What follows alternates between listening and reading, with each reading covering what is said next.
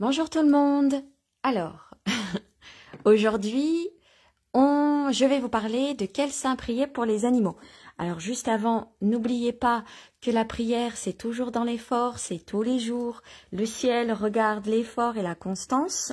Et que quand vous demandez une grâce, eh bien, il faut prier jusqu'à l'obtention de la grâce.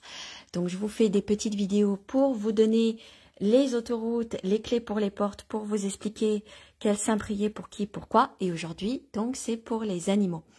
Pour commencer, faut que vous sachiez que tous les animaux ont une âme et que tout être vivant a une âme, puisqu'à partir du moment où c'est vivant, ça a une âme, ou sinon ça ne peut pas vivre, c'est comme un enfant.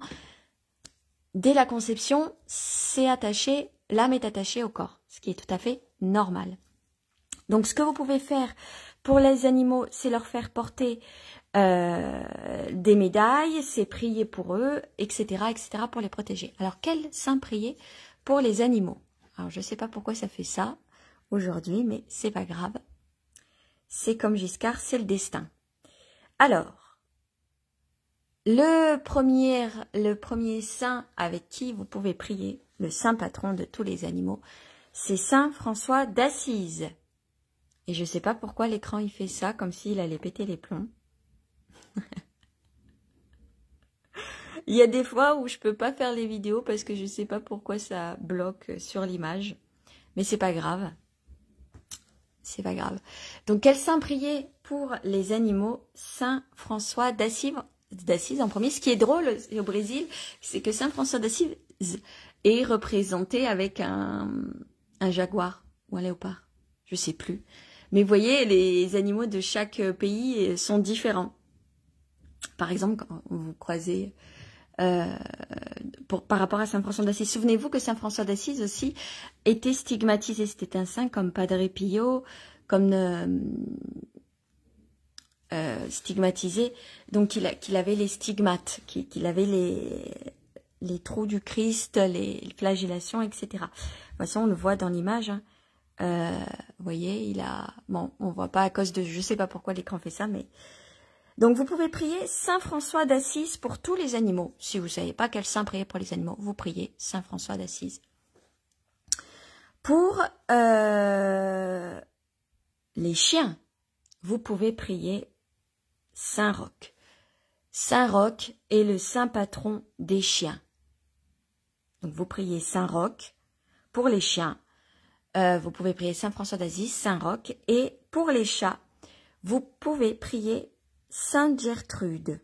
Sainte Gertrude, c'est la sainte patronne des chats.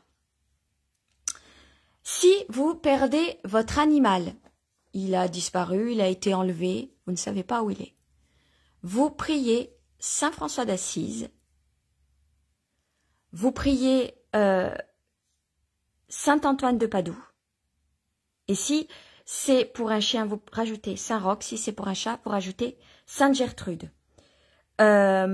Sachant que si vraiment vous êtes désespéré que votre chat et votre animal de compagnie, peu importe l'animal, a disparu, vous pouvez rajouter avec les autres saints, Sainte Rita, Saint Jude et Saint Expédie, avec le saint accompagné. Vous pouvez leur faire porter la médaille de Saint Benoît, parce que n'oubliez pas que les animaux prennent pour nous éviter des fois de tomber malade, pour nous éviter des attaques de personnes qui sont méchantes.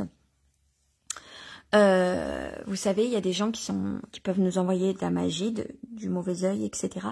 Les animaux peuvent prendre pour nous. Et donc, des fois, ils tombent malades parce que pour nous protéger, ils prennent la maladie sur eux, ils prennent l'attaque.